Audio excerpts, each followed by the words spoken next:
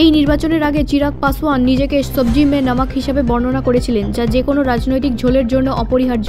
লোক জনশক্তি পার্টির প্রধান তার দলের প্রতিদ্বন্দ্বিতা করা 29টি আসনের মধ্যে 19টিতে জিতে জয়লাভ করে বিহারে আবারও তার দক্ষতা প্রমাণ করেছেন, কারণ তার পারফরমেন্স এনডিএকে 200 আসনের সীমা অতিক্রম করতে সাহায্য করেছে।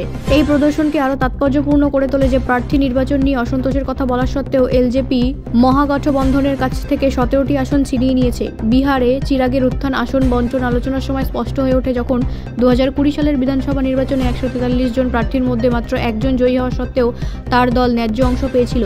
তার দর কষাকষির ক্ষমতা এসেছিল 2024 সালের লোকসভা নির্বাচন থেকে, যখন এলজেপি তাদের লড়া 5টি আসনেই জিতেছিল।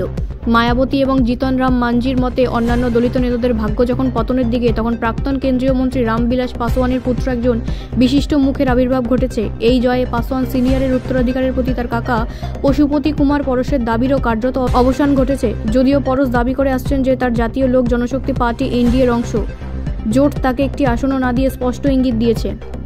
রাজনৈতিক পতনের আগে চিরাগ 2011 সালে কঙ্গনা রানাউতের সাথে মিলি না মিলি হাম দিয়ে বলিউডে আত্মপ্রকাশ করেন। 2014 সালে তিনি তার বাবাকে বিজেপির সাথে জোট করতে রাজি করান।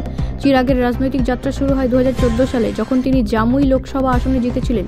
তিনি 2019 সালে এটি ধরে রাখেন এবং 2024 সালে তার বাবার শক্ত ঘাঁটি হাজিপুরে চলে আসেন এবং কেন্দ্রীয় মন্ত্রী হন। 42 বছর বয়সী এই ব্যক্তি 2030 সালে নিজের জন্য আরও বড় ভূমিকা দেখতে পান।